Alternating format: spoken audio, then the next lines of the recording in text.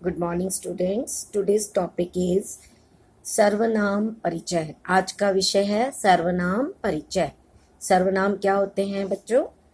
संज्ञा के स्थान पर प्रयोग में आने वाले शब्द सर्वनाम कहलाते हैं। जैसे कि आपने हिंदी में भी पढ़ा है, संज्ञा के स्थान पे जो हम शब्द प्रयोग करते हैं उनको हम सर्वनाम कहते हैं। जैसे एग्जाम्पल, उदाहरण, ये दोनों, ये सब, तुम सब, मैं, वह, हम दोनों, वे सब, हम सब, तुम आदि।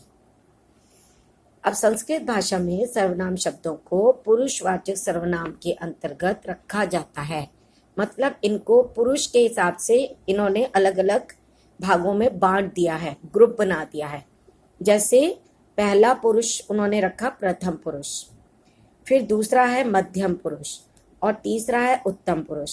जितने भी आपके शब्द हैं उनको उन्होंने ग्रुप में डिवाइड किया है, प्रथम पुरुष, मध्यम पुरुष, उत्तम पुरुष।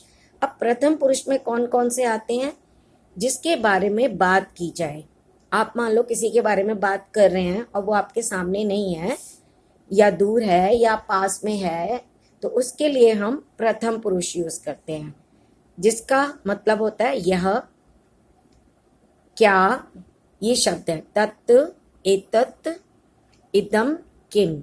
ये जो शब्द हैं ये प्रथम पुरुष में यूज होते हैं, प्रयोग होते हैं।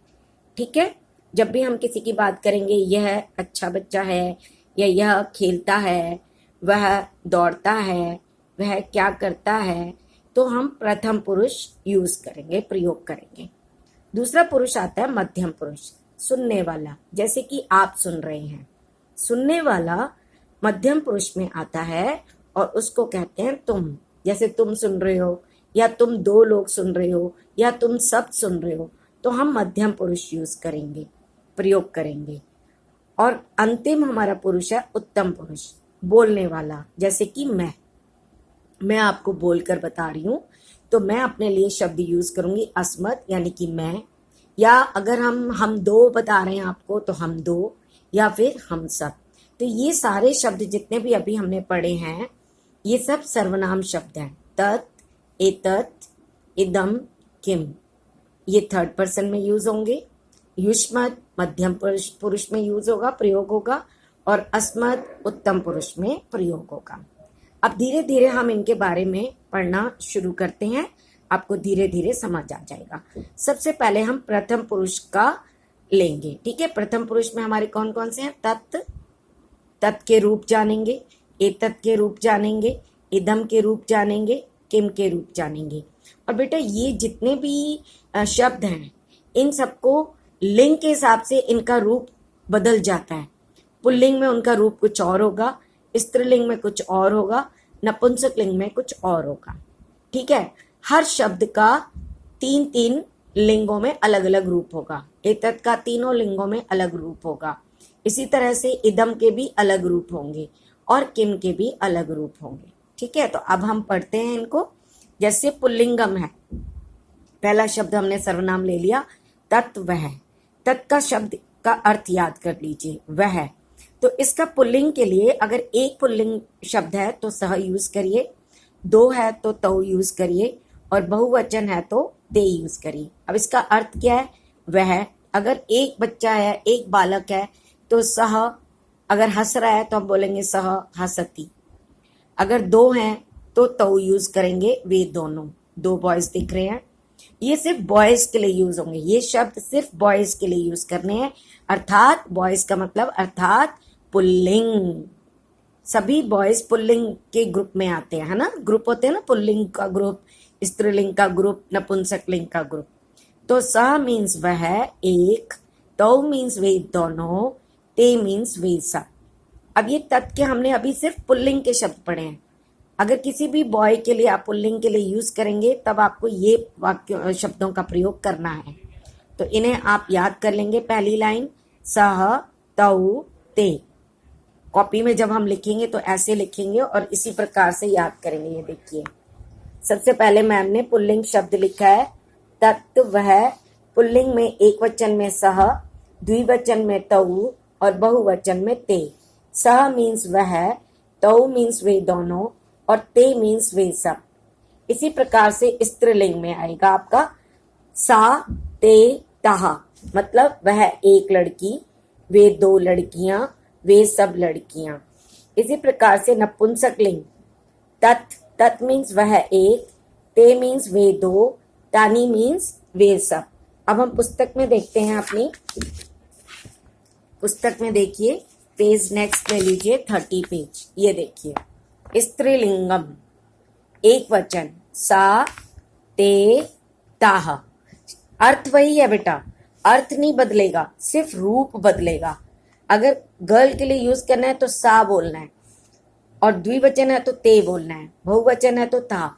अब आप इसको इस तरह से याद कर लेंगे, सा, ते, ता। इसी तरह से नपुंसकलिंग में शब्द वही है, अर्थ वही है, बस रूप अलग अलग है। तत्, ते, तानी, तत्, ते, तानी। इसको इसी प्रकार से कॉपी में लिखकर एक ग्रुप बना के आप याद कर लीजिएगा। ठीक है, ये पुल्लिंग है, ये स्त्रीलिंग है, ये नपुंसकलिंग है। पहले अर्थ याद करिएगा, वह, वे दोनों, वे सब, वह, वे दोनों, वे सब, वह, वे दोनों, वे सब। लेकिन ये वह कौन है? पुल्लिंग। ये वह कौन है? स्त्रीलिंग। ये वह कौन है? नपुंसकलिंग। ठीक है, ये हो गया हमारा तत् शब्द का फिनिश, कंप्लीट हो गया, पूरा हो गया, तीनों लिंगों में हमने कर लिया। अगला शब्द हमारा आता है एतत्। एतत् का मतलब यह होता है, यह। अब पुल्लिंग में इसका भी प्रयोग अलग होगा, एषः, एतौ, एते। यह एक, ये दोनों, ये सब। एषः, एतौ, एते। अब इसी प्रकार से बेटा स्त्रीलिंग में इसका अलग रूप होगा, एषा, एते, एतः। यह एक, ये दोनों, ये सब। देखिए गर्ल्स के लिए स्त्रीलिंग है ना, एषा, एते, एतः। इसी प्रकार से एतत् शब्द के रूप नपुंसकलिंग में क्या होंगे? एतत्, एते, एतानि। यह एक, देखो ये नपुंसकलिंग चीज है ना, पत्रम। यह एक, ये दोनों, ये सब। अब इसको भी हमने इसी प्रकार से कॉपी में इसका भी ग्रुप बना लिया, ताकि हम इजीली आराम से याद कर लें। एषः, एतौ, एते। एषा, एते, एताः। एतत्, एते, एतानि। तो आपको पहले अपनी कॉपी बुक में से इनके अर्थ याद करने हैं, उसके बाद इनको पढ़ना है। एक और हम कर लेते हैं, एतत् के बाद आता है इदम। इदम, इदम का पुल्लिंग में कैसे रूप चलेंगे? इसका शब्द अर्थ भी वही होता है जो एतत् का अर्थ होता है। एतत् और इदम का अर्थ देखो सेम है, दोनों का मीनिंग सेम है। इसमें हो जाएगा, अगर पुल्लिंग है तो अयम, इमौ, इमे। अयम, इमौ, इमे। यह एक, ये दोनों, ये सब। इसी तरह से स्त्रीलिंग में हो जाएगा, इयम, इमे, इमाह। इयम, इमे, इमाह। यह एक लड़की, ये दोनों, ये सब।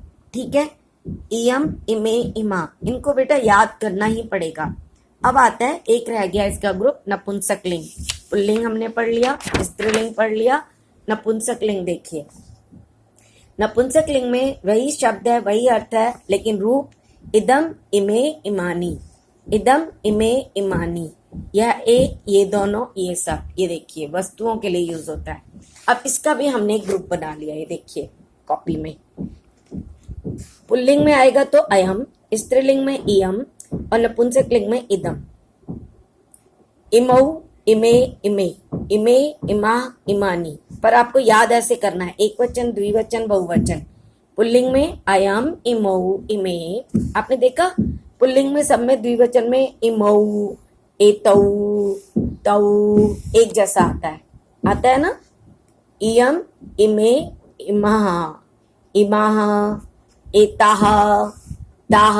स्त्रीलिंग में देखो सेम राइमिंग है, ताह, एताह, इमाह। अब नपुंसकलिंग आ गया, इदम, इमे, इमानी। जैसे एतत्, एते, एतानी।